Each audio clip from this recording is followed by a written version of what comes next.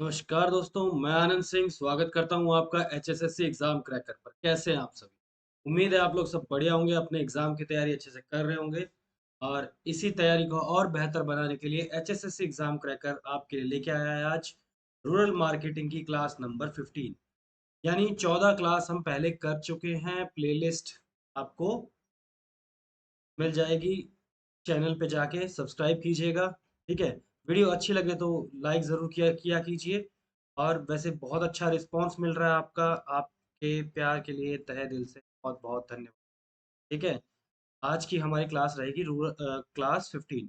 इसके अलावा इंफॉर्मेशन के लिए मैं बता दूं आपको, हम हमारा जो हरियाणा इकोनॉमी का जो पोर्शन है वो भी धीरे धीरे आगे चल रहा है। और उसमें हमने कल बजट डिस शुरू किया था, हरियाणा का बजट। ठीक है, बजट शुरू किया था और बजट का जो बेसिक पार्ट है वो कंप्लीट हो गया भाई। ठीक है, जाके वीडियो एक बार ज़रूर देख लीजिए बजट का बेसिक्स।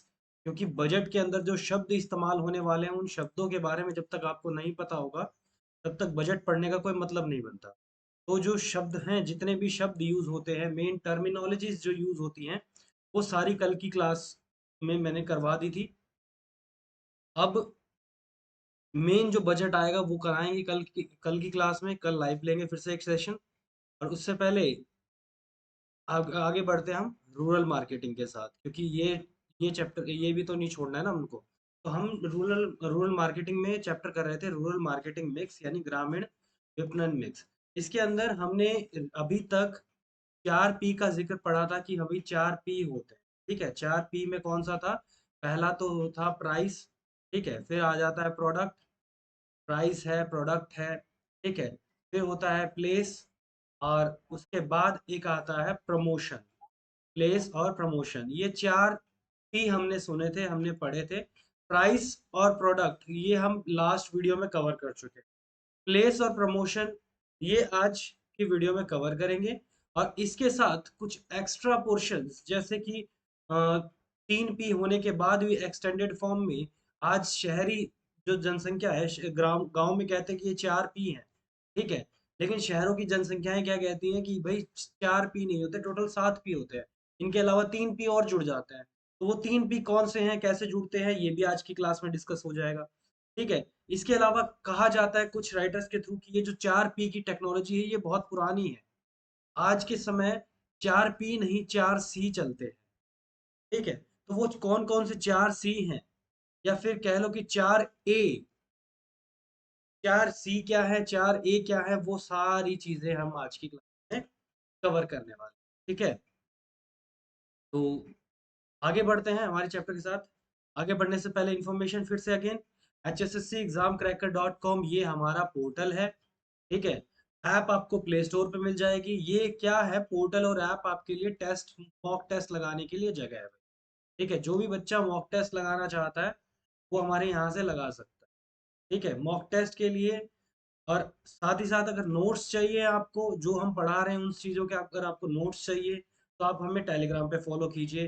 सारे के सारे लिंक आपको डिस्क्रिप्शन में मिले। ठीक है, शुरू करते हैं। मैंने जैसे कि आपको बताया था price, price P, P price से जुड़ा हुआ है कॉस्ट टू कस्टमर, जो कस्टमर को कॉस्ट पड़ने वाली है। पी से जुड़ा हुआ है सी। ठीक है, प्राइस कॉस्ट टू कस्टमर ये हम कर चुके हैं। प्रोडक्ट, प्रोडक्ट के बाद कस्टमर बेनिफिट। ठीक है, कस्टमर बेनिफिट, प्रोडक्ट के बाद कस्टमर बेनिफिट हो जाता है। उसके बाद हम चले जाते हैं प्लेस की तरफ। प्लेस की तरफ जाने पर हमें मिलता है कन्वीनियंस, कि हम कहाँ पे आसानी से अपना सामान बेच पाएंगे। इसके बाद आता है प्रमोशन। प्रमोशन यानी कम्युनिकेशन, आपका कम्युनिकेशन कैसा है, पीसी से किस प्रकार पीसी से जुड़ा है वो हमें यहाँ से पता लग जाएगा। ठीक है, ये चीजें हम ऑलरेडी कवर कर चुके हैं, ये दोनों बचे हुए हैं। चलिए शुरू करते हैं। Place mix. तो शुरुआत करेंगे हम प्लेस मिक्स यानी जगह का मिश्रण। अब जगह के हिसाब से क्या बातें करते हैं, place mix is a distribution. और ये कौन सा पी है, ये तीसरा पी है भाई, थर्ड पी है ये। ठीक है, 2 पी पहले हम डिस्कस कर चुके हैं, ये थर्ड पी है। ये स्थान मिश्रण वितरण कहलाता है। ठीक है, place mix, distribution mix is the distribution mix. मतलब कैसे आप डिस्ट्रीब्यूट करोगे, समय, स्थान, कब्जे। अब क्या होता है, कई बार क्या होता है कि अब बताते हैं ना भाई उसकी यार दुकान बहुत जबरदस्त चल रही है, उसका ठैया बहुत बढ़िया है। हरियाणवी में क्या कह देते हैं, ठैया। एक प्रॉपर लोकेशन जहाँ पे बिजनेस बहुत अच्छा चल रहा होता है, या एक ऐसी जगह जहाँ पे जैसे कोई रेडी वाला है तो डेली अपना वहीं अरेंज करता है, उसको क्या कह देते हैं हरियाणवी में, अपने ठैया कहते हैं। ठीक है, कि इसकी ये जगह है, ये यहीं पे मिलेगा। तो इसी प्रकार से किसी समय पे, किसी स्थान पे, किसी जगह पे, मतलब अगर कोई कब्जा होता है या कहीं उपयोगिता का निर्माण करके, या उपभोक्ताओं से उपभोक्ता तक वस्तुओं और सेवाओं के सुचारू प्रवाह से संबंधित है। यानी कैसे आप एक फिक्स जगह करते हो, टाइम के अंदर, प्लेस के अंदर, एक फिक्स जगह करके कैसे आप आपके गुड्स और सर्विसेज का फ्लो आसानी से बनाते हो। ठीक है, आपको मेनली क्या है, प्लेस मिक्स में सामान डिलीवर करना है विद रिस्पेक्ट टू प्लेस, जगह, विद रिस्पेक्ट टू टाइम, इस समय के अनुसार, जगह के अनुसार आपको सही सुविधाओं के हिसाब से आपका सामान पहुंचाना है। और कहाँ पहुंचाना है, जहाँ उनके जहाँ आपके दुकानदार, जहाँ आपका सामान खरीदा जाता है, वहाँ के ये वो प्लेसेस, वहाँ पहुंचाना है। और delivering the goods at the right place, मतलब आज के समय अगर हम बात करें तो जो सामान है उसको एक सही जगह जाके डिलीवर करना, ठीक है, और रूरल मार्केटिंग को देखते हुए ये बहुत ज्यादा इम्पोर्टेंट है। ठीक है, ये और मुश्किल भी है, टफेस्ट है, कठिन काम है। क्यों? क्योंकि जो अधिकांश जो चीजें होती हैं वो ज्यादातर ड्यूरेबल्स होती है, जो as as most as most हम कह सकते हैं कि भाई जो भी ना सामान होता है, जैसे लंबा टिकने वाला जो सामान होता है, लगभग वो शहरों तक तो ट्रांसफर हो जाता है। ठीक है, अब जैसे अगर हम बात करें, अगर दिल्ली से, कोलकाता से, बैंगलोर, चेन्नई से अगर कोई सामान बन के आ रहा है, ठीक है, और उसको हिसार के आसपास के गांव में बिकना है या भिवानी के आसपास के गांव में बिकना है, तो वो हिसार और भिवानी तक तो आसानी से पहुंच जाएगा, क्योंकि ये बड़े शहर है। ठीक है, लेकिन इनके आसपास के जो गांव हैं, वहां पहुंचना उनका थोड़ा मुश्किल होता है। ठीक है, ऐसे ही भिवानी के मतलब आसपास के जो गांव होंगे, वहां सामान पहुंचना मुश्किल हो जाएगा। क्यों मुश्किल हो जाएगा? क्योंकि ट्रांसपोर्ट फैसिलिटी, यानी परिवहन सुविधा सही से उपलब्ध नहीं मिलेगी। ठीक है, कई कारणों में तो देखो, बहुत सारे गांव ऐसे हैं ना, अब हम कई बार क्या करते हैं, शहरों के नजदीक वगैरह रहते हैं, या शहरों से लगते हुए अच्छे खासे बड़े गांव में रहते हैं, तो हमें लगता है कि यार फैसिलिटीज बहुत अच्छी हैं। ठीक है, नहीं तो एक्चुअल कंडीशन क्या है कि बार गांव में अप्रोच रोड जो होते हैं, उन वहां पे जाके गांव में अगर देखो, तो बच्चों को कॉलेज में आने जाने के लिए प्रॉपर बसेस भी अवेलेबल नहीं है। ठीक है, एक रोडवेज की बस है, उस गांव से सुबह निकलती है, एक रोडवेज बस शाम को निकलती है। ऐसी स्थितियां हैं। और ये सेम कहानी मार्केट फील्ड में भी आ जाती है, क्योंकि जब गांव में उत्पाद पहुंचाना होता है, यानी सामान गांव तक पहुंचाना होता है रूरल मार्केटिंग के लिए, कि हम पढ़ तो रूरल मार्केटिंग रहे हैं ना, तो रूरल मार्केटिंग यानी ग्रामीण विपणन में हमें सामान गांव तक पहुंचाना है, तो गांव तक पहुंचाना काफी डिफिकल्ट हो जाता है मोस्ट ऑफ द टाइम्स। ज्यादातर जो समय है, अधिकांश समय जो है, रूरल जो रिटेलर्स हैं खुद आते हैं, जो गांव के रिटेलर्स होते हैं ना, वो खुद पहुंच जाते हैं सामान लेने के लिए। ठीक है, प्रोडक्ट लेने के लिए, सामान लेने के लिए वो खुद पहुंच जाते हैं। इसीलिए क्या क्या एलिमेंट्स होने चाहिए, क्या क्या वो एलिमेंट्स होने चाहिए प्लेस मिक्स के लिए, जिससे सुविधाएं अच्छी हो जाएं। पहला तो ट्रांसपोर्टेशन। ठीक है, पहला हो जाता है ट्रांसपोर्टेशन। दूसरा होता है वेयर हाउसिंग। अब वेयर हाउसिंग क्या है? सामान को एक जगह इकट्ठा करने का भंडारण। ठीक है, भंडार क्षेत्र। उसके बाद इन्वेंट्री कंट्रोल, क्या आपके पास बचा हुआ है, कितना रॉ मटेरियल बचा हुआ है, उसका सारा हिसाब किताब। ठीक है, उसके बाद डिस्ट्रीब्यूशन चैनल, कैसे कैसे आप डिस्ट्रीब्यूट करोगे, फिजिकली भौतिक रूप से आप कैसे वितरण करोगे, सामान कैसे बेचोगे। ठीक है, और चैनल कवरेज, किस किस माध्यम से आप सामान बेचोगे, चैनल कवरेज किस किस तरीके से आप सामान बेचोगे, ये सारी चीजें हम प्लेस मिक्स में आप पढ़ेंगे। पहला है ट्रांसपोर्टेशन। ट्रांसपोर्टेशन बहुत ज्यादा इंपॉर्टेंट है, फिजिकल मूवमेंट ऑफ प्रोडक्ट्स। ठीक है, यानी भौतिक रूप से सामान का संचलन इधर से उधर एक जगह से दूसरी जगह तक सामान ले जाना ट्रांसपोर्टेशन का काम है। ठीक है, और ये एक भौतिक रूप से होता है, इसीलिए बहुत इंपॉर्टेंट है कंजम्पशन के पैटर्न से प्लेस ऑफ कंजम्पशन के। ट्रांसपोर्टेशन में हम अलग अलग तरीके से चीजें यूज करते हैं। ठीक है, जैसे कि आपको आप रोड के थ्रू ट्रांसपोर्ट कर सकते हो। ठीक है, वाटर के थ्रू ट्रांसपोर्ट कर सकते हो, जल के थ्रू। ठीक है, इसके अलावा अगर हम और बात करें तो एयर के थ्रू भी ट्रांसपोर्ट होता है, रोड वाटर एयर होता है। ठीक है, इसके आज के टाइम पे तो पाइपलाइन के थ्रू भी ट्रांसपोर्टेशन हो रहा है। नेक्स्ट इस पाइपलाइन के थ्रू भी ट्रांसपोर्टेशन मिल रहा है आपको। ठीक है, तो ये क्या है, हालांकि ये जो पाइपलाइन वाला ये रोड का ही पार्ट होता है।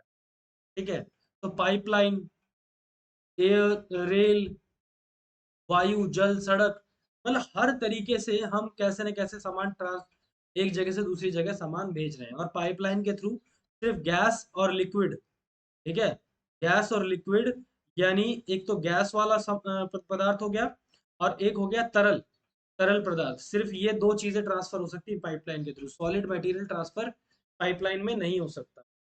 ठीक है, नेक्स्ट इज जो रोड ट्रांसपोर्ट है वो ज्यादातर इकोनॉमिकल रहता है, एफिशिएंट रहता है। सड़क से सामान ले जाना ज्यादा आसान है। ठीक है, क्योंकि जो भी डिपेंडेबल मोड है ट्रांसपोर्ट ऑफ रूरल मार्केटिंग के, गांव के क्षेत्रों की अगर हम बात करें तो गांव के क्षेत्र की अगर हम बात करते हैं तो वो ज्यादातर किससे जुड़े हुए हैं। ठीक है, वो ज्यादातर हमें सड़कों से जुड़े हुए मिलेंगे। तो गांव में जब रोड ट्रांसपोर्ट होते हैं, रोड ट्रांसपोर्ट से ज्यादातर गांव में चीजें जुड़ी होती है। ठीक है, तो पाइपलाइन से जुड़े होंगे, गैस गैस लिक्विड, इसको ट्रांसपोर्ट करना है तो पाइपलाइन से ही हो जाएगा। ठीक है, इसके अलावा ट्रांसपोर्ट बहुत चीज इंपॉर्टेंट चीज है, और पहली इंपॉर्टेंट चीज ट्रांसपोर्ट ही है हमारे पास। ठीक है, सबसे भरोसेमंद। नेक्स्ट हमारे पास आता है वेयर हाउसिंग, भंडारण। ठीक है, अब भंडारण क्या कहता है, भंडारण ये कहता है कि एक ऐसा स्थान होना चाहिए जहां जो सरप्लस आइटम्स होते हैं, सरप्लस क्या होता है, आधिक्य। क्या होता है, आधिक्य, यानी एक्स्ट्रा जो सामान है, एक्स्ट्रा जो सामान है उसको एक जगह पे अवेलेबल कराया जाना चाहिए, गुड्स को स्टोर किया जाना चाहिए, मार्केट्स की जब जरूरत हो तब उसको लाया जाना चाहिए। ठीक है, इससे क्या होता है, टाइम यूटिलिटी होती है, समय की उपयोगिता बढ़ती है। एक गोदाम के अंदर जब माल को इकट्ठा किया जाता है for commercial building storage of goods, सामान को जब इकट्ठा किया जाता है उसको क्या कहलाते हैं, भंडारण। एक तरह का जो जो वेयर हाउसिंग होते हैं ना वो गोदाम की तरह ही है। आपको बस अपना सामान वहां पहुंचा के रखना है, ताकि टाइम एफिशिएंट मैनर में जैसे ही जरूरत पड़े वहां से सामान निकाल के अपने सही स्थान पे, सही गंतव्य स्थान पे पहुंच सके। ठीक है, और जैसे ही बात कर लेते हैं कि भाई जैसे ऑन ऑन रोड की यूजुअली लोडिंग जो डॉक्स होते हैं, and load and unload goods from trucks, मतलब जितने भी डॉक यार्ड्स वगैरह होते हैं जहाँ पे बड़े बड़े डॉक यार्ड्स हैं, या कह लो कि बड़े बड़े वेयर हाउस है, वहां से सामान लाने ले जाने का काम कौन करता है, ट्रक करते हैं। ट्रकों से ही वहां से एक जगह से दूसरी जगह सामान लाया ले जाया जाता है। जो मैन्युफैक्चरर्स हैं, जितने भी कह लो जो निर्माता हैं, वो सारे के सारे थोक विक्रेता हैं। ठीक है, थोक विक्रेता होते हैं मैन्युफैक्चरर्स, इंपोर्टर्स, होलसेलर्स, ये सारे के सारे थोक विक्रेता होते हैं। रसद फर्मों द्वारा इनकी मतलब एक लिस्ट बनाई जाती है कि भाई इस इसको सामान देना है, यहाँ यहाँ तक सामान पहुंचाना है। तो वेयर हाउसिंग का बेसिकली काम यही है कि अगर जगह जगह वेयर हाउस होंगे और वहां पे पहले से आपका सरप्लस सामान पड़ा होगा, तो आप कहीं पे भी किसी भी समय उस सामान को पहुंचा सकते हो। ठीक है, ये होता है वेयर हाउस का काम। नेक्स्ट आ जाता है अपने पास इन्वेंट्री कंट्रोल, यानी सूची नियंत्रण। अब आपके पास क्या क्या सामान है, आपके पास क्या क्या सामान है उसको अच्छे ढंग से मैनेज करना, इफेक्टिव मैनेजमेंट। ठीक है, क्या कहलाता है, कंट्रोल ऑफ इन्वेंट्रीज, यानी इन्वेंट्री कंट्रोल कहलाता है। अब बाजार के अंदर हमेशा प्रभावी तरीके से जरूरी है कि हम हमारे सामान को कंट्रोल करें। हमें पता होना चाहिए कि हमारे सामान में कच्चा माल कितना है।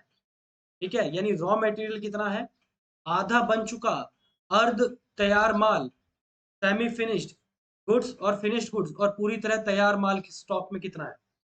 बेसिकली हमें इन्वेंट्री कंट्रोल से पता लगता है हमारे पास स्टॉक में है क्या क्या। आपने आपके पास क्या सिर्फ रॉ मटेरियल है, या आधा बन चुका सामान है या पूरा बन चुका सामान है जो रेडी टू है डिलीवर है कि आप कभी भी डिलीवर कर सकते हो, ऐसा सामान है। इन सारे सामानों को मिला के क्या बोलते हैं, इन्वेंट्री बोलते हैं। और इन्वेंट्री का बेसिक कंसेप्ट यही है कि भाई इन्वेस्टमेंट को रिड्यूस करना, जितना हो सके इन्वेस्टमेंट को रिड्यूस करो और इंश्योर करो कि भाई एडिक्वेट स्टॉक बचा रहे सभी आइटम्स का। ठीक है, ताकि जो सप्लाई चेन है, स्टॉक मेंटेन करने का मतलब क्या होता है, ताकि सप्लाई चेन ना टूटे। अगर मान लो कोई कोई कंपनी है, उस कंपनी ने एक प्रोडक्ट बनाया और वो प्रोडक्ट बहुत अच्छा चल गया, चढ़ गया, मार्केट में उसकी डिमांड बहुत होगी। अब उस कंपनी के पास स्टॉक ही नहीं है उस सामान को पहुंचाने देने के लिए, अवेलेबल कराने के लिए, तो सप्लाई टूट जाएगी। और सप्लाई टूट जाएगी तो डिमांड कम हो जाएगी।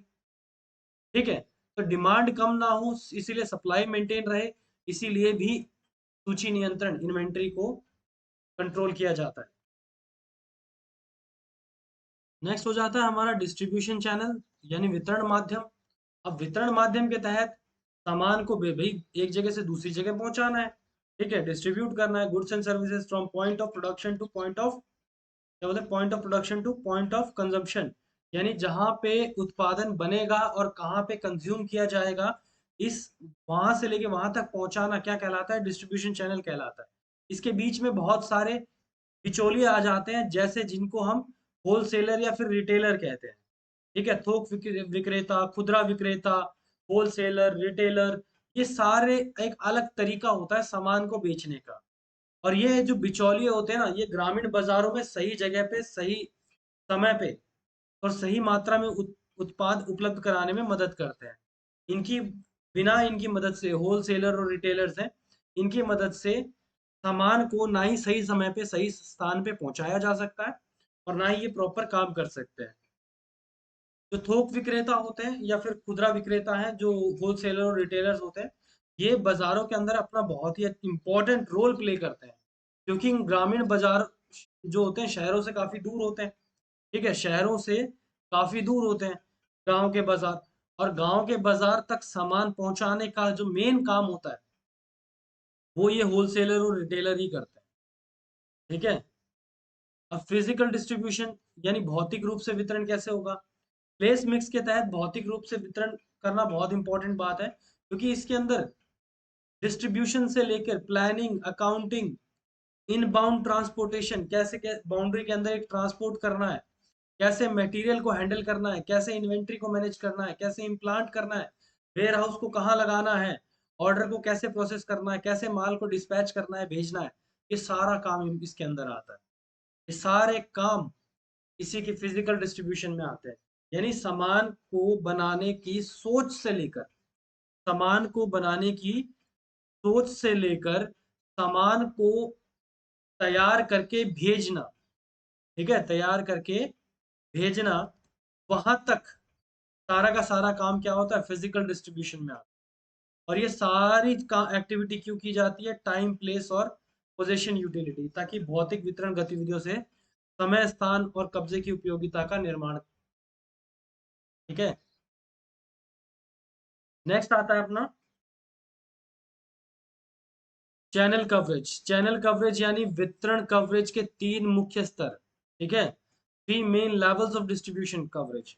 अब देखो, बड़े तीन बड़े तरीके हैं जहां से हम सामान को भेजते हैं, जैसे भी उसको कवर कर सकते हैं। पहला होता है मास कवरेज, जैसे सामान भेज रहे हैं, किस किस को कवर करना है।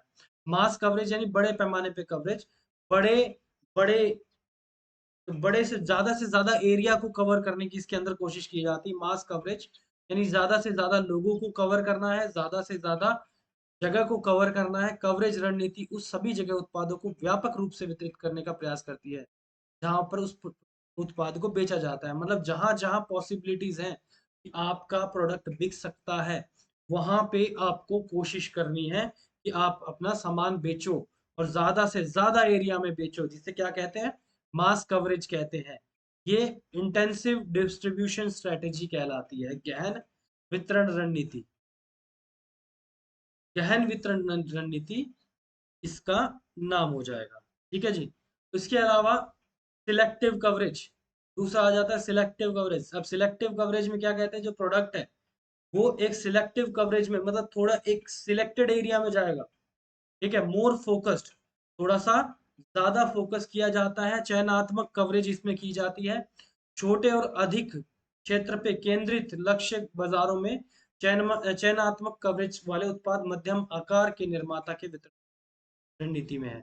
यानी यहाँ पे इस प्रोडक्ट में कहना क्या चाहता है ये, कि सिलेक्टिव कवरेज में एक पर्टिकुलर एरिया सिलेक्ट कर लेते हैं कि हम फोकस करेंगे सिर्फ इस जगह पे। ठीक है, जैसे मान लो कोई एकेडमी वाला है, इंस्टीट्यूट वाला है, एकेडमी वाला इंस्टीट्यूट वाला है, फोकस करता है, कहता है बाकी सब जगह छोड़ दो। ठीक है, रेड स्क्वायर मार्केट के अंदर हिसार में अगर बात करें, रेड स्क्वायर जो मार्केट है, यहाँ पे बहुत ज्यादा स्टूडेंट है। ठीक है, यहाँ बहुत ज्यादा स्टूडेंट आते हैं, बहुत ज्यादा लोग आते हैं, सिर्फ इस मार्केट पे फोकस करो ताकि हमारी एकेडमी चल सके। इस मार्केट में फोकस करो ताकि हम ऑफलाइन में अपने बच्चों को ला सके पढ़ाने के लिए। तो सारी मार्केटिंग की स्ट्रेटेजी एक पर्टिकुलर जगह पे लगा दो। तो यहाँ पे वो क्या कर रहे हैं, वो सिलेक्टिव कवरेज कर रहा है। क्यों? क्योंकि उन्होंने एक जगह फिक्स कर दी कि यहीं पे वो करेंगे ये, और ये ग्रामीण बाजारों के अंदर कुछ टारगेट फ्यू एरियाज होते हैं, टारगेट एरियाज बना देते हैं। इसके बाद होती है एक्सक्लूसिव कवरेज। एक्सक्लूसिव कवरेज में high and products, very narrow market, मतलब कुछ ऐसे प्रोडक्ट्स जो बहुत ज्यादा वैल्यूएबल होते हैं। हाई एंड प्रोडक्ट्स बहुत ज्यादा वैल्यूएबल होते हैं, लेकिन बहुत ही छोटे बाजारों तक जाना होता है उनको। ठीक है, बहुत कम कस्टमर्स होते हैं जो उन प्रोडक्ट्स को कवर, मतलब यूज करते हैं। कंपनी आउटलेट शहरी बड़े बाजारों में बहुत आम होते हैं। ठीक है, लेकिन अब बड़े आकार में के कुछ गांव में आउटलेट्स खोले गए हैं, छोटे छोटे स्टोर्स। आउटलेट्स का मतलब क्या? ऐसे स्टोर्स जहाँ सारी चीजें एक ही जगह अवेलेबल हो जाए। ठीक है, अब एक आपने सुना हो 24/7, 24/7 स्टोर। ठीक है, और मतलब इस तरह का एक हरियाणा में भी चल रहा है 24/7, तो ज्यादातर फेमस दिल्ली का है। ठीक है, दिल्ली के अंदर 24/7 फेमस है। 24/7 स्टोर है जो ये 24 घंटे सातों दिन खुला रहता है। किसी भी समय आप जाके सामान खरीद सकते हो। और ऐसे ऐसा स्टोर है जहाँ पे आप सब कुछ खरीद सकते हो जो मर्जी चाहो। तो वो एक्सक्लूसिव कवरेज वाला है। अभी हर जगह नहीं खोले जा सकते, लेकिन आजकल गांव वाले एरिया में भी खोले जा रहे हैं। ठीक है, तो ये भी रूरल मार्केटिंग मिक्स का ही पार्ट है। नेक्स्ट आ जाते हैं हम प्रमोशन के ऊपर। प्रमोशन, प्रमोशन यानी प्रमोशन मिक्स। अब प्रमोशन मिक्स के अंदर हमें क्या करना है, सामान को प्रमोट करना है। कैसे सेल, कैसे प्रमोट करेंगे? पर्सनल सेलिंग से करेंगे, एडवर्टाइज करेंगे, सेल प्रमोशन करेंगे, मतलब जो बिक्री हो रही है उसको प्रमोट करने की कोशिश करेंगे। ट्रेड फेयर लगाएंगे, एग्जीबिशन लगाएंगे, लोगों को प्रदर्शनी लगा के दिखाएंगे, डेमोन्स्ट्रेशन करेंगे लोगों के सामने, बार्गेनिंग ऑफर रखेंगे, कितना परसेंट डिस्काउंट चलेगा, कितना परसेंट उनको डिस्काउंट मिलेगा। ठीक है, ये सारी चीजें कवर करेंगे। जैसे ही पर्सनल सेलिंग की बात आती है, व्यक्तिगत बिक्री। पर्सनल सेलिंग यानी जो व्यक्ति है वो पर्सनली मिल के सामान बेच रहा है। रूरल मार्केटिंग पर्सनल सेलिंग बहुत इंपॉर्टेंट है। ठीक है, पर्सनल सेलिंग में जो व्यक्ति है वो व्यक्तिगत तौर पे सामने वाले कस्टमर से मिलता है। मार्केटर कस्टमर से मिलता है और अपना सामान बेचता है। और ये बहुत जरूरी है, क्योंकि गांव के जो लोग होते हैं ना, वो आपसी रिलेशन, जो घनिष्ठ मित्रता या घनिष्ठ संबंध बनाने में विश्वास रखते हैं। रूरल कंज्यूमर्स जो होते हैं, रूरल उपभोक्ता, ग्रामीण उपभोक्ता, वो विश्वास पर निर्भर करते हैं। ठीक है, दे डिपेंड्स ऑन द ट्रस्ट। जो सामान बेच रहा है वो उसके जो गांव में क्या कह देते हैं भाई, लेकिन गांव के हिसाब किताब में क्या कह देते हैं, मान लो किसी ने एक टीवी खरीदा। ठीक है, और वो टीवी दुकान वाला कहता है ये लो जो बिल ले लो, और आपके टीवी की ना 1 साल की या फिर 2 साल की गारंटी है। 1 साल की या 2 साल की गारंटी है, लेकिन वो क्या कह देते हैं, भाई गारंटी वारंटी ना छोड़, हम तो तन्ने जाना, हमने तेरे पे टीवी लिया है।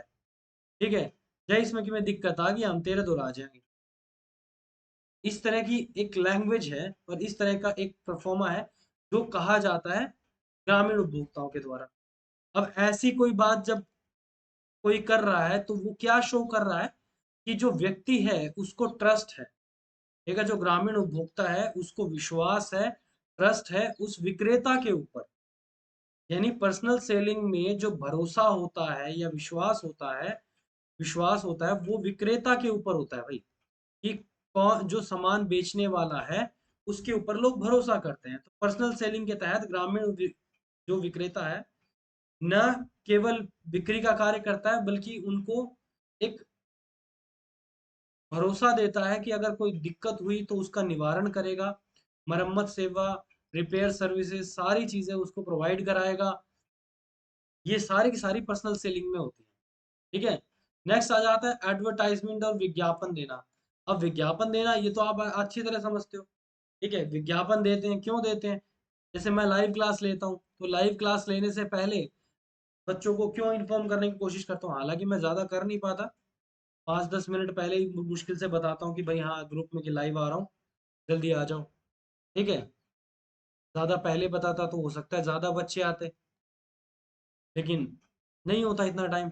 एकदम से प्लान बन गया कि हाँ चलो आज ये सब्जेक्ट कराते हैं, आज इसका इसका ये टॉपिक कराते हैं, पहले से प्लानिंग नहीं करता मैं। ठीक है, इसीलिए तो विज्ञापन जो है प्रयोजक या संगठन द्वारा विचारों पे, उत्पादों पे या सेवाओं पे गैर व्यक्तिगत संचार एक भुगतान किया हुआ रूप है।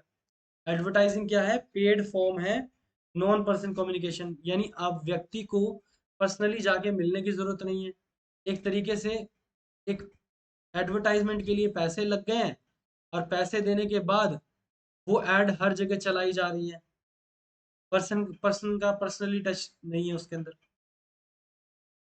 ठीक है, वो ऐड किसी भी माध्यम से हो, पर्सनली उसका कोई टच नहीं है।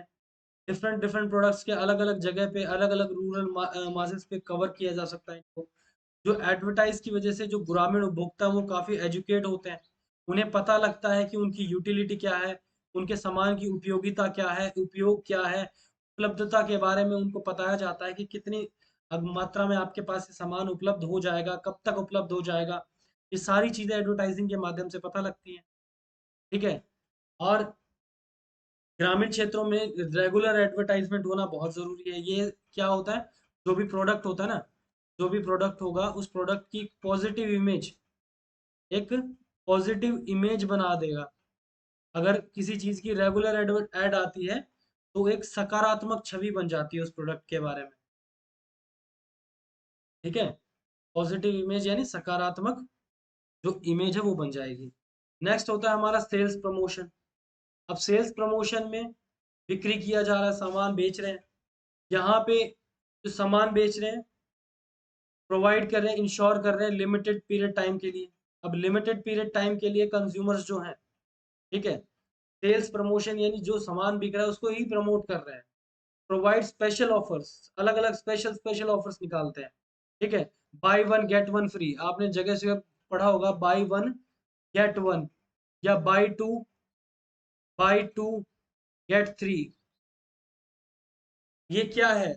ये ऑफर्स होते हैं। ठीक है, एडवांस सेल, छूट पे छूट, एडवांस सेल, छूट पे छूट, ये सारी चीजें प्रमोशन सेल्स के अंदर आती है।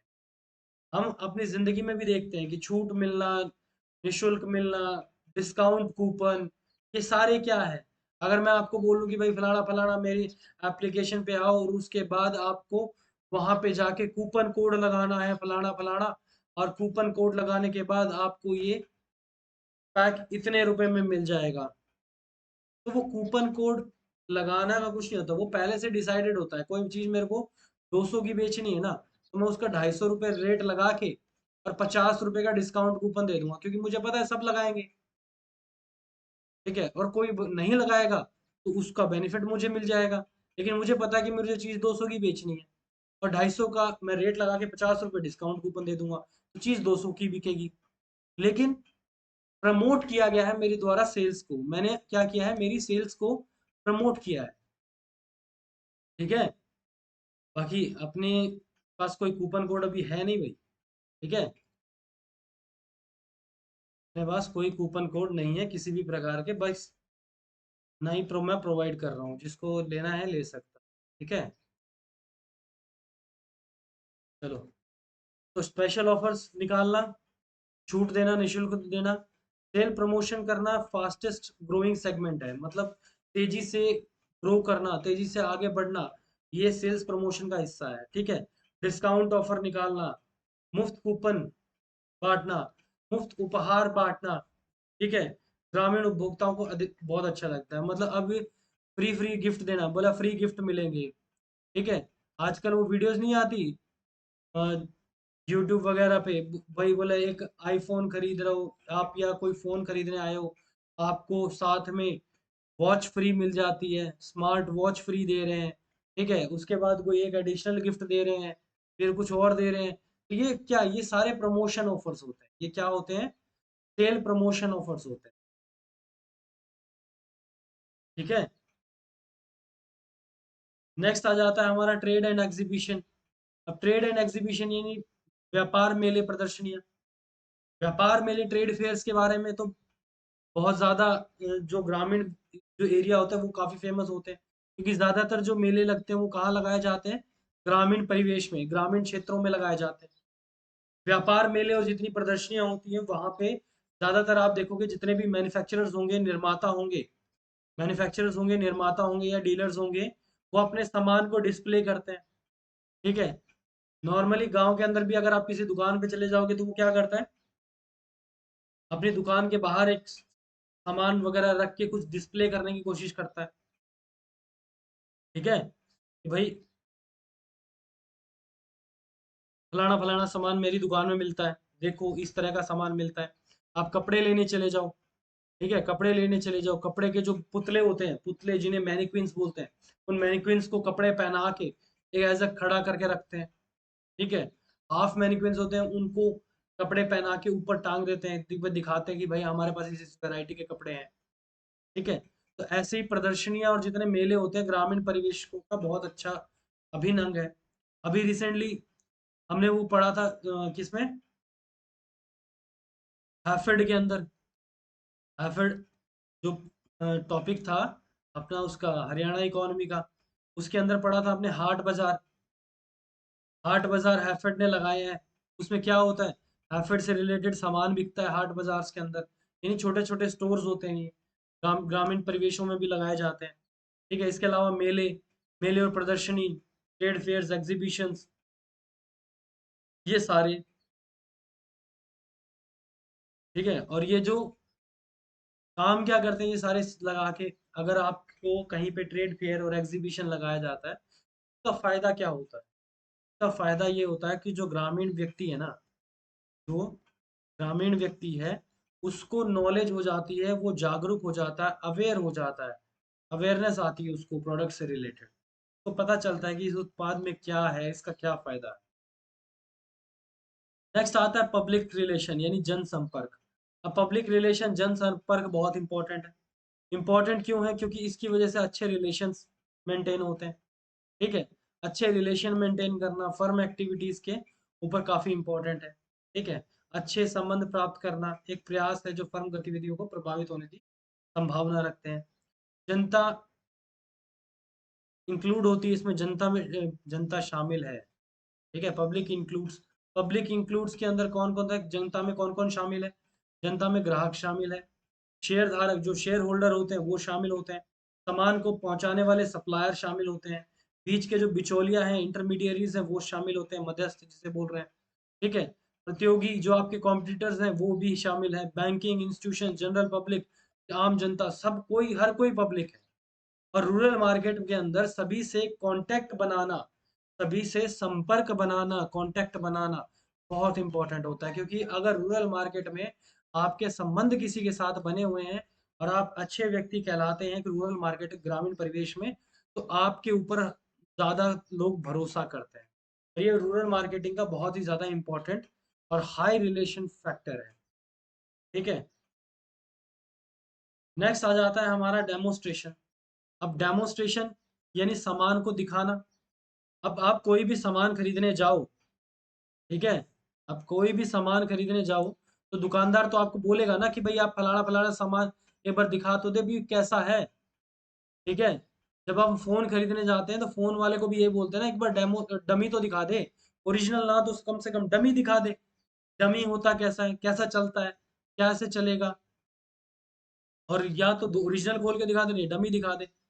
ऐसे ही महंगी, जब हमने कोई भी महंगा सामान खरीदते हैं उससे पहले उसकी ट्राई लेते हैं। गाड़ी खरीदते हैं, शोरूम में जाते हैं तो गाड़ी पहले चला के देखते हैं कि कैसी चलती है, ठीक है। टेस्ट ड्राइव के लिए वो अलग से गाड़ी रखते हैं। क्यों रखते हैं? क्योंकि उनको पता है कि उनको डेमोन्स्ट्रेशन देना पड़ेगा, यानी सामान का प्रदर्शन करना पड़ेगा। ठीक है, तो वही चीज यहाँ पे आती है। ठीक है जी। तो डेमोन्स्ट्रेशन बेस्ट तरीका होता है प्रमोट करने का रूरल मार्केट्स के अंदर। बहुत अच्छा विकल्प है ये। बहुत एक्चुअल परफॉर्मेंस लगती है, वास्तविक प्रदर्शन देखने में बहुत लोग खुश होते हैं। और अगर मतलब टिकाऊ चीजें होती हैं, जैसे आजकल आपने देखा होगा, जो गाड़ी बेचने वाले होते हैं, ठीक है, बहुत बेस्ट एग्जांपल है ये। जो गाड़ी बेचने वाले हैं या बाइक बेचने वाले जो कंपनी वाले हैं, वो क्या करते हैं, वो जगह जगह टेंट वगैरह लगा के दो तीन बाइक खड़ी करके पब्लिकली डेमोन्स्ट्रेट करते हैं, उसको डेमोन्स्ट्रेशन बोलते हैं। ठीक है, लोग देखते हैं कि हाँ ये बाइक कितनी अच्छी है, इस बाइक का कलर कितना अच्छा है। ऐसा नहीं है कि वो चलाते रहते हैं सारे दिन, इधर से उधर कमाते हैं, लेकिन हाँ एक तरीका है। जो हैवी बाइक्स होती है जैसे पल्सर है, अपाचे है, उनका आपने टीवी में देखा होगा, करते हैं। केटीएम वाले, जो केटीएम बाइक है, केटीएम बाइक वाले क्या करते हैं, जगह जगह लोगों को इकट्ठा करके पब्लिकली डेमोन्स्ट्रेट करके केटीएम से स्टंट करके दिखाते हैं। उनके हालांकि स्टंटमैन होते हैं, उनके स्टंटमैन होते हैं। ठीक है, वो स्टंटमैन है, वो लोग केटीएम की बाइक्स लेके स्टंट करके दिखाते हैं। तो इससे ऐसा नहीं है कि हर कोई स्टंट कर सकता है, लेकिन वो स्टंट करके ये दिखाते हैं कि भाई देखो केटीएम की बाइक्स में कितनी पावर है, हम स्टंट करने में भी पॉसिबल स्टंट भी कर सकते हैं। कभी इसको एक टायर पे चला के दिखाएंगे, कभी इसको अगले टायर पे खड़ी करके दिखाएंगे। तो इस तरह के जो स्टंट किए जाते हैं केटीएम के, तो ये जो तरीके हैं, ये डेमोन्स्ट्रेशन, ये लोगों को आकर्षित करते हैं। ठीक है, गांव में नहीं होता, बोले एक मदारी आ गया है, खेल दिखाने वाला आया है, तो सारे के सारे लोग इकट्ठा हो जाते हैं, उसको देखने के लिए उत्सुक हो जाते हैं। तो ये यहाँ भी वही बात है। ठीक है, लोग वो सामान ला के लोगों के बीच में रखते हैं और लोगों की उत्सुकता से देखने जाते हैं। जो उत्सुकता है, यही डेमोन्स्ट्रेशन का मेन प्रॉफिट होता है, यही डेमोन्स्ट्रेशन का मेन रीजन है कि लोगों के अंदर सामान से रिलेटेड उत्सुकता को जगाना और उनको फिर खरीदवाना। अब ग्रामीण जितने भी क्षेत्र होते हैं, ग्रामीण जितने भी क्षेत्र हैं, उन सब के अंदर अलग अलग तरह से, अलग अलग तरीके से डेमोन्स्ट्रेशन किया जाता है। कोई मेलों के थ्रू किया जाता है, एग्जीबिशंस के थ्रू किया जाता है, धार्मिक त्योहारों के दौरान किया जाता है, या घर घर जाके भी डेमोन्स्ट्रेशन दिखाया जाता है। नेक्स्ट आता है हमारा बार्गेन ऑफर। ठीक है, यानी सौदा प्रस्ताव। अब बार्गेनिंग का ऑफर, बिना बार्गेनिंग किए कि हम भारतीय नहीं कहला सकते। ठीक है, हम भारतीय उपभोक्ता, ये लाइन मैं स्पेशली बता रहा हूँ, हम भारतीय उपभोक्ता जब तक किसी वस्तु का रेट तुड़वा ना ले, यानी अगर कोई चीज 20 की मिल रही है, उसको बोले यार 15 रुपए में देता हो तो बता, दो ले लूंगा। ठीक है, तो ये जो बार्गेनिंग का ऑफर होता है कि भाई बार्गेन करना, सामान बेचना और एक रेट तुड़वा के चीजों को डील करना, यही बार्गेनिंग कहलाता है। ठीक है, और रूरल कंज्यूमर्स इसके अंदर बहुत ही ज्यादा खुश होते हैं, क्योंकि जब रूरल कंज्यूमर्स को डिस्काउंट मिलता है ना, जब रूरल कंज्यूमर्स को डिस्काउंट मिलता है, या रूरल कंज्यूमर क्या, किसी भी भारतीय कंज्यूमर की बात करें, किसी भी भारतीय उपभोक्ता की बात करो, जब उसको रेट में छूट मिलती है, ठीक है, फिक्स प्राइस के फिक्स प्राइस के ऊपर कुछ ऑफर मिलते हैं परचेज करते समय, वो बहुत ही ज्यादा खुश हो जाते हैं। इससे बहुत सारे कस्टमर्स एक्स्ट्रा मतलब अट्रैक्ट होते हैं, और अन्य ब्रांड के ग्राहक जो मतलब कुछ और सामान खरीदने आए हो, वो भी कुछ और खरीद के चले जाते हैं। और जब भी कोई नया प्रोडक्ट लॉन्च किया जाता है, उस समय ये ज्यादातर ये तरीके अपनाए जाते हैं। ठीक है, तो हमारे इसी के साथ हमारा 4C हो गया कंप्लीट। अब 4C के बाद हमारे पास क्या है, 4A। हम 4C कंप्लीट कर चुके हैं, अब आगे हम 4A पे, यानी 4A ग्रामीण विपणन मिश्रण के 4A क्या है। सी हमारे कंप्लीट हो गए, 4P हमारे कंप्लीट हो गए। अब पहुंच गए हैं 4A पे। ठीक है, 4C 4P दोनों कंप्लीट कर लिए, क्योंकि P तो C से ही जुड़े हुए हैं, सिर्फ नाम नाम के शब्द है। C है वो P से जुड़ा हुआ है। ठीक है, P C से जुड़ा हुआ है, और सिर्फ एक इमेज से वो चीज क्लियर हो जाती है। आपको अगर ये इमेज याद हो, तो सिर्फ इस इमेज में जो P है वो C से जुड़ा हुआ है। कैसे जुड़ा हुआ है, वो एक ही इमेज से क्लियर हो जाता है। लेकिन यहाँ पे थोड़ा सा टाइम लगेगा, क्योंकि हम 4A के बारे में पढ़ रहे हैं, ठीक है। 4A जो 4P था वो पुराने तरीके की बोल रहे हैं, कि अब कह रहे हैं कि लेटेस्ट जो मेथड है वो 4A मॉडल अपनाया जाता है, जिससे ग्राहक को ज्यादा संतुष्टि मिलती है, ग्राहक को ज्यादा उन्मुखता मिलती है, ठीक है। जो 4A के मॉडल में 4P के मॉडल के तत्वों से कुछ थोड़े से पॉइंट अलग है, कस्टमर्स के कुछ पॉइंट ऑफ व्यू, ये कस्टमर्स के पॉइंट ऑफ व्यू से देखा जाता है। अगर आपसे सवाल आ जाए कि ग्रामीण ग्राहक के दृष्टि से कौन सा मॉडल अपनाया जाता है, तो वो 4A है, ना कि 4P, ठीक है। ग्रामीण परिवेश के लिए 4A है, ना कि 4P। हालांकि पहले जो इंटरनेशनली एक्सेप्ट किया गया मॉडल था वो 4P ही था, लेकिन हमने धीरे धीरे उसमें चेंजेस किए हैं और अपने सुविधा के हिसाब से 4A बना दिया है उसको, ठीक है। अब 4P नहीं है, 4A हो गया है ट्रांसफर होके। क्या क्या है ये फैक्टर्स? 4A में पहला तो है अफोर्डेबिलिटी। अफोर्डेबिलिटी यानी सामान को अफोर्ड करना है भाई, ठीक है। अब आपको अफोर्डेबिलिटी से यहाँ से भी चीजें काफी क्लियर होंगी। अब हम किसी को ये बोल दें कि भाई, बोला, तू ये सामान अफोर्ड कर सकता है क्या, उसके दिमाग में क्या जाएगा? अफोर्ड करने के नाम से, अगर मैं किसी, मेरे एक मित्र है, जब मान लो ये एक मेरा मित्र है, और मैं इस मित्र को बोलूं कि भाई ये सामान है, ये XYZ सामान है, इस सामान को तू अफोर्ड कर सकता है क्या? इसके दिमाग में क्या आएगा पता है? सीधा सीधा मेरे को पैसे के हिसाब से कंगला बता रहा है। इसको क्या लगता है, मेरे पास पैसे नहीं है, क्या मैं ये सामान खरीद नहीं सकता? लेकिन एक्चुअली में अफोर्डेबिलिटी का मतलब ये होता ही नहीं। वो हमारे दिमाग में ये मार्केटिंग है ना, ये मार्केटिंग स्ट्रेटेजीज जो हम पढ़ रहे हैं, उन्होंने हमारे दिमाग में ये चीजें फिट कर दी हैं कि अफोर्डेबिलिटी का मतलब होता है औकात। भाई खरीदने की औकात है या नहीं है, अफोर्ड कर सकता है नहीं कर सकता, ठीक है। लेकिन एक्चुअली में अफोर्डेबिलिटी का ये मतलब होता ही नहीं है। वो मतलब एक्चुअल में मतलब क्या होता है, वो हम आज की क्लास में कवर करेंगे, ठीक है। नेक्स्ट आता है हमारा नंबर 1 के बाद नंबर 2 अवेलेबिलिटी। अवेलेबिलिटी में क्या होता है? सामान की उपलब्धता, ठीक है। एक्सेप्टेबिलिटी, सामान आपके पास है या नहीं। और चौथा है awareness. 4A, affordability, availability, acceptability, awareness. चारों शब्द आपको इंग्लिश में ही याद करने पड़ेंगे, क्योंकि हिंदी में तो इनका ए का कोई अलग ही मतलब बन जाता है, ठीक है। अलग ही मतलब बन जाता है। कैसे बन जाता है? जैसे अफोर्डेबिलिटी का कहते हैं सामर्थ्य, कहाँ ए से अफोर्डेबिलिटी, एस से सामर्थ्य है, कोई मैच नहीं है, इसीलिए इंग्लिश में ही याद करना पड़ेगा, ठीक है। चलिए शुरू करते हैं। अफोर्डेबिलिटी का मतलब ये नहीं होता कि आप सस्ते प्रोडक्ट खरीदते हैं, ठीक है, या आप उस प्रोडक्ट को खरीद पाते हैं नहीं खरीद पाते। मतलब एक्चुअली में क्या अफोर्डेबिलिटी का मतलब होता है, क्या जो प्रोडक्ट है, क्या वो प्रोडक्ट है आपके अनुसार, आपके अनुसार लगता है आपको कि उतनी कीमत का है, वैल्यू फॉर मनी है, वैल्यू फॉर मनी है, ठीक है। क्या मतलब ये नहीं कि चीपर प्रोडक्ट चाहिए, सस्ता प्रोडक्ट चाहिए। इसके अंदर ये है कि भाई वो डिजाइन है या नहीं है, मतलब वो डिजाइन आपको पसंद आ रहा है नहीं आ रहा है, वो आपकी जरूरतों के हिसाब से है नहीं है, आपकी जरूरतों को उससे मेल खाता है नहीं खाता है, और आपको लगता है कि नहीं लगता है कि उसके जो पैसे आप दे रहे हो वो सही मूल्य है, वैल्यू फॉर मनी है या नहीं है। ये बात होती है अफोर्डेबिलिटी में। यानी अफोर्डेबिलिटी में औकात औकात से रिलेटेड कुछ है होता ही नहीं है। अफोर्डेबिलिटी में होता है कि भाई आपको ना, आपकी जरूरत है या नहीं है, उस चीज की जरूरतों से मेल खाएगा नहीं खाएगा सामान, ठीक है। पैसे का मूल्य आपका सही हो रहा है नहीं हो रहा है, और जैसा डिजाइन आप चाहते थे वैसा डिजाइन मिल रहा है नहीं मिल रहा है। यानी आपको अपने आप से समझौता ना करना पड़े किसी भी आधार में, वो अफोर्डेबिलिटी है। जैसे फेयर एंड लवली है, ऐसा नहीं है कि भाई कोई 100 रुपए का, 100 रुपए की फेयर एंड लवली है तो नहीं खरीद सकता, उन्होंने 10 रुपए वाला, 10 रुपए का छोटा पैक निकाल दिया।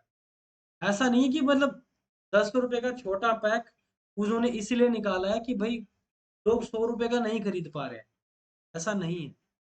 उन्होंने 10 रुपए का पैक इसलिए निकाला है क्योंकि कुछ लोगों को लगता है कि यार 5-10 रुपए की चीज है, वन टाइम यूज के लिए, एक दो बार हमें यूज करना है, 5-10 रुपए की चीज बहुत है, उसके लिए 100 रुपए क्यों ही लगा रहे हैं, ठीक है। एक दो बार अगर यूज करना हो किसी ब्याह शादी पार्टी फंक्शन में, वही फेयर एंड लवली लगा के जाएंगे, तो ऐसी ऐसी कंडीशन में हमें क्या लगता है, लड़के भाई फेयर एंड हैंडसम लगा लेना, ठीक है। और बाकी बस जैसे ही थोड़ी सी उम्र बढ़ जाएगी, नौकरी वोकरी लग जाएगी, उसके बाद तो इन फेयर एंड लवली की जरूरत पड़ेगी ना फेयर एंड हैंडसम की। बाकी लड़कियों को तो फेयर एंड लवली की जरूरत पड़ेगी, लड़कों को नहीं पड़ने वाली है। क्योंकि एक बार लड़के सेटलमेंट पे आ जाए, उसके बाद नहीं पूछते उन प्रोडक्ट्स के लिए, उनके लिए तो लाइफ बॉय सब कुछ होता है, ठीक है। लाइफ बॉय साबुन से नहाओ और सब कुछ कंप्लीट हो गया। Next time fair and lovely ने, अब मैं बता के आ रहा था कि फेयर एंड लवली ने क्यों छोटे पैक निकाले, क्योंकि छोटे पैक लोगों को लगता है वैल्यू फॉर मनी है, एक बार के लिए वन टाइम यूज के लिए बहुत बढ़िया है, लिया, कुछ टाइम के लिए यूज करने के लिए रख लिया अपने पास, पर्सनली बैग में रख लिया, कहीं पे ट्रैवल कर रहे हैं। एक अफोर्डेबिलिटी है कि भाई सामान आपकी जरूरत के हिसाब से है, आपकी रीच के अकॉर्डिंग है, और वैल्यू फॉर मनी है, तो उसी को अफोर्डेबिलिटी कहते हैं, ठीक है। हिंदुस्तान यूनिलीवर अब लाइफ बॉय का ये बड़ा पैक भी लाता है, छोटा पैक भी लाता है, कोका कोला ने बड़ी बोतल भी लॉन्च की, छोटी बोतल भी। ऐसे ही टूथपेस्ट आपको बड़ा भी मिल जाएगा, छोटा भी मिल जाएगा, ट्रैवलिंग वाला भी मिल जाएगा, काफी किफायती, बहुत अच्छे एग्जाम्पल है ये, ठीक है। नेक्स्ट आ जाता है हमारे पास अवेलेबिलिटी, उपलब्धता। अब आपके पास सामान उपलब्ध होना भी तो जरूरी है ना, इंश्योर करना जरूरी है कि रिटेलर के शेल्फ के ऊपर आपका सामान पहुंचा नहीं पहुंचा। अब जरूरी है ना कि भाई अब मेरे सामान की, मेरे प्रोडक्ट की मार्केट बन रही है, मेरे प्रोडक्ट की मार्केट बन रही है, और मार्केट में बिकने के लिए मेरा प्रोडक्ट है ही नहीं। दुकानदार की जो शेल्फ है जहाँ पे वो सामान रख के डेमोस्ट्रेट करता है, जब आप दुकान में घुसोगे आपको जगह जगह यूं सामान रखा मिलेगा चारों तरफ, उस सामान के अंदर आपका सामान है या नहीं है, ये कौन इंश्योर करेगा, ये अवेलेबिलिटी, उपलब्धता इंश्योर करती है। रिटेलर के शेल्फ के अंदर आपको सामान पहुंचाना है, उसकी अलमारियों तक आपको सामान पहुंचाना है, कैसे भी मोर और लेस कशमकश, ये लगा लो कि उत्पाद की बिक्री सुनिश्चित हो जाती है। अगर एक बार आपका सामान उसके वहां पहुंच गया, तो कभी ना कभी वो सामान जरूर बिकेगा, ठीक है। ब्रांडों की संख्या ग्रामीण उपभोक्ताओं में बहुत कम होती है, ग्रामीण जितने क्षेत्र होते हैं ना, वहाँ पे ब्रांड ब्रांड बहुत कम करते हैं लोग, तो वहाँ पे जल्दी चीजें बिक जाती है। एक्सेप्टेबिलिटी, स्वीकार्यता, अब ये बहुत इंपॉर्टेंट है। अब रूरल कंज्यूमर है, जो रूरल उपभोक्ता है, ग्रामीण उपभोक्ता, क्या वो आपके प्रोडक्ट को महसूस कर पा रहे हैं, उनकी जरूरतों के हिसाब से, उनके डिजाइन के हिसाब से उनको लग रहा है कि भाई हाँ इसकी जरूरत है।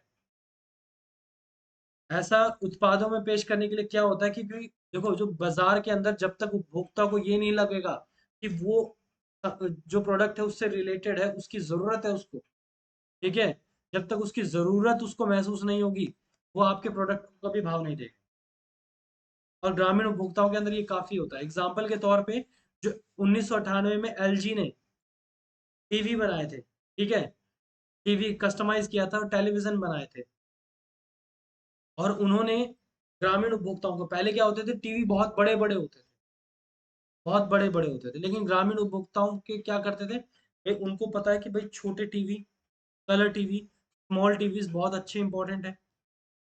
भाई बड़े बड़े जो टीवी हैं वो तो सभी खरीद रहे हैं, और जिसके पास ज्यादा पैसा है वो खरीद रहा है, लेकिन जिसके पास कम पैसा है और वो भी टीवी देखना चाहता है, तो उसका क्या इलाज है।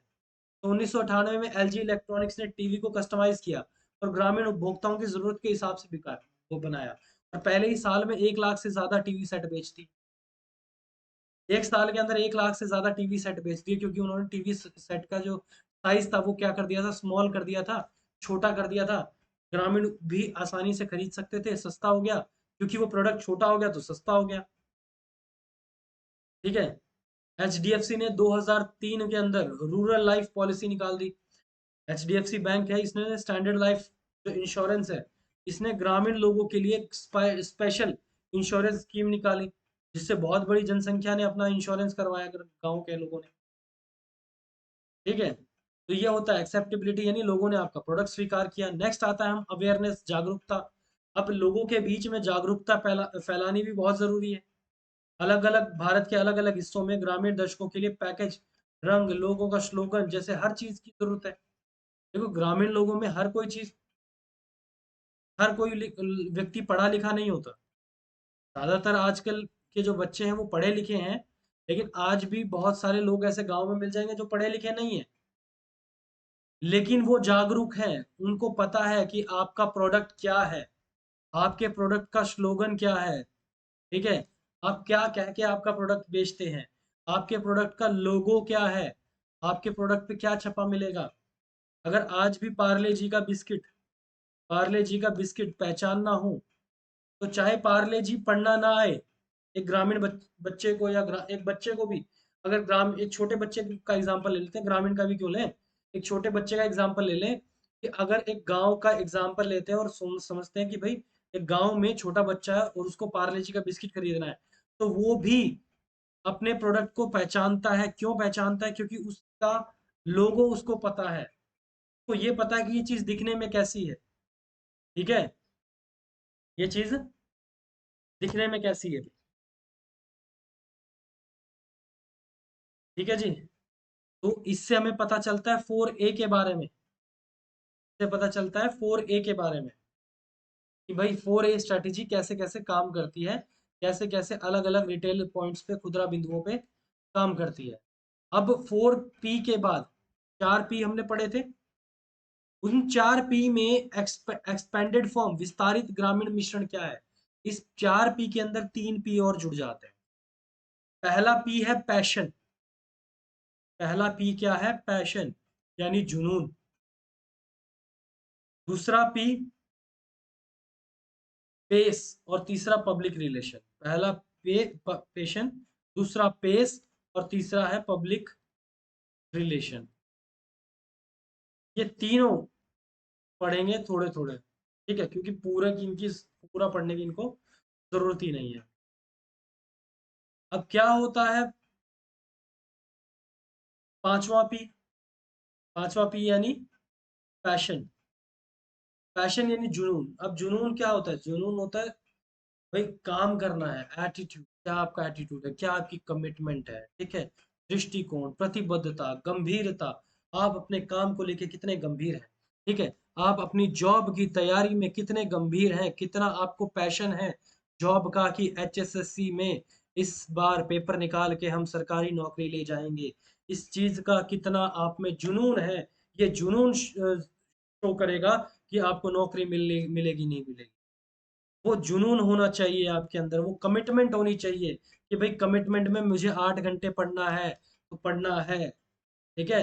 वैसे ही ग्रामीण उपभोक्ताओं के हिसाब से जो सामान बेचने वाला है, उसके अंदर भी जुनून होना चाहिए, उसको मार्केटर को पता होना चाहिए कि कैसे मैं अपने सफल सामान को बेचूंगा, कैसे अपने सामान को अच्छी तरह पहुंचाऊंगा, ग्रामीण उपभोक्ताओं तक पहुंचाने का मुझ में एक जुनून होना चाहिए, ठीक है, पैशनेट होना चाहिए, उसके अंदर सफल होने का जुनून होना चाहिए, उसको पता होना चाहिए कि मैं ज्यादा से ज्यादा सामान बेचूंगा, ज्यादा से ज्यादा सफल होऊंगा, ज्यादा से ज्यादा पैसे कमाऊंगा। मार्केटिंग के अंदर ज्यादा से ज्यादा पैशन जगाने के लिए क्या करती है कंपनीज? इंसेंटिव देती हैं, इंसेंटिव देती हैं। इंसेंटिव देने का मतलब क्या होता है? अगर आपने अच्छा काम किया तो आपको इनाम के तौर पे कुछ पैसे मिलेंगे, जिसके लिए जो मार्केटर होते हैं वो ज्यादा से ज्यादा काम करते हैं, ठीक है। इसी चीज के अंदर इसके अंदर you should produce, price, place, promote, मतलब हर तरीके से चाहे प्लेस ले लो या प्रोड्यूस ले लो, या प्रमोशन ले लो, हर चीज से वो सेटिस्फाई करने की कोशिश करता है, हर प्रकार से भोक्ता को सेटिस्फाई करने की कोशिश करता है। नेक्स्ट आ जाता है पेस, पेस यानी गति, किस गति से आप सामान बेच रहे हो। जो ग्रामीण खुदरा विक्रेता है, शेल्फ में सबसे पहले छने वाले उत्पाद ग्रामीण बाजार में सफल होने जा रहे हैं, ठीक है, यानी जो रूरल रिटेलर हैं, उनके फर्स्ट शेल्फ, जैसे ही हम दुकान में घुसते हैं, हमारा सबसे पहला ध्यान जाता है आगे की सामान में। जो दुकानदार के क्या होता है कि गांव में जब हम दुकान में जाते हैं सामान लेने, तो क्या करता है दुकानदार, पीछे बैठा होता है, आगे एक टेबल रखता है, उस टेबल पे डब्बे रखता है टॉफियों के, और हमारा सबसे पहला ध्यान उन टॉफी चॉकलेट्स की तरफ जाता है। ऐसे ही जो ग्रामीण खुदरा विक्रेता है, जो रूरल रिटेलर है, उसकी शेल्फ फर्स्ट गोइंग कहाँ पे है, पहला उसने कौन सा सामान रखा हुआ है, ठीक है।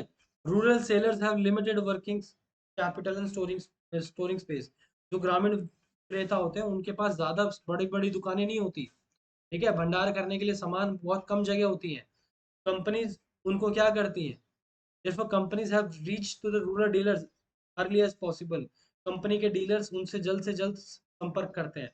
जैसे हम क्या करते हैं, वो जो कोका कोला का मान लो, हम आपने वो फ्रिज देखा होगा, कोका कोला का फ्रिज देखा होगा, दुकानों के अंदर रखा होता है बड़ा सा। एक तो फ्रिज होता है, नॉर्मल फ्रिज होता है। एक कोक का जो कोल्ड ड्रिंक का फ्रिज होता है, डीप फ्रिज के टाइप पे बाहर शीशा लगा होता है। ठीक है, ऐसे लंबा सा फ्रिज होता है, बाहर ये शीशा लगा होता है, शीशे के अंदर इधर से बीच में आपको सामान दिख रहा होता है, फ्रिज होता है वो। उस फ्रिज के अंदर क्या करती है कंपनियां, जानबूझ के वो फ्रिज प्रोवाइड करती हैं, दुकानदार को वो फ्रिज प्रोवाइड करती हैं। क्यों प्रोवाइड करती हैं? ताकि वो लोग अपने प्रोडक्ट्स को देख सकें भाई, पहचान सके और उनके प्रोडक्ट को बेच सके। ठीक है, नेक्स्ट आता है पब्लिक रिलेशन, जन संपर्क, आधुनिक विपणन। अब जनसंपर्क बहुत ज्यादा जरूरी है आधुनिक मॉडर्न समय में। अगर आप अच्छे से पब्लिसिटी करते हो, पब्लिक रिलेशन में अच्छे जुड़े रहते हो, तो मार्केटिंग में बहुत अच्छा माना जाता है इसको। ठीक है, और इन सभी चीजों को मिला के अब पब्लिक रिलेशन की वजह से क्या बनती है, जो प्रोडक्ट है उसकी इमेज बनती है। ठीक है, और बचे हुए 4 P में इन तीनों P को मिलाने के बाद टोटल क्या बन जाते हैं, 7 P। यानी पहले जो हमने 4 P पढ़े हैं और 3 P ये पढ़े हैं, इन 4 और 3 दो सभी P को मिला के क्या बन गया, 7 P। और जो हमारा इस चैप्टर का लास्ट टॉपिक था। ठीक है, वीडियो अच्छी लगी हो तो प्लीज़ लाइक कीजिएगा, शेयर कीजिएगा और चैनल को सब्सक्राइब ज़रूर कर लीजिए। ठीक है, चैनल को सब्सक्राइब ज़रूर कीजिएगा। ओके, मिलते हैं नेक्स्ट क्लास में, कल की क्लास में, जिसके अंदर हम जो हरियाणा का बजट है वो करने वाले हैं। ठीक है, हरियाणा का बजट। और जो जो मेरा भाई मेरी बहन अब तक हरियाणा बजट की जो पहली जो क्लास हुई है वो उसने नहीं देखी है, हरियाणा इकोनॉमी की जो प्लेलिस्ट में जाके देख ले भाई। ठीक है, बजट से रिलेटेड उनके काफ़ी क्वेश्चन, स्टैटिक पोर्शन वो सारा कवर हो जाएगा वहाँ पे। और उसके बाद जो बजट है हरियाणा का वो हम कल की क्लास में शुरू करने वाले हैं। ओके, मिलते हैं नेक्स्ट क्लास में भाई।